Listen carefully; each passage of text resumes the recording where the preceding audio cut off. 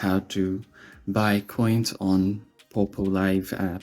First, you have to open the app, and from here you have to make sure to go to your account. If you haven't logged in, just log into your account, and from here you can tap on coins.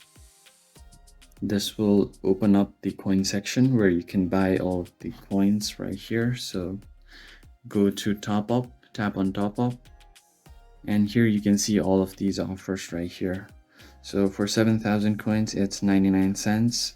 For 21,000, it's $3. For 70, it's $9. For 210,000, it's $30. So you can choose your option, and then you will have to add your debit card or credit card here, and after you do that, you can continue with the payment. And that's how you buy or top up coins on Poppo Live app. I hope you found this video helpful. If so, please hit like button and subscribe to the channel, and I'll see you on the next video. Thank you for watching.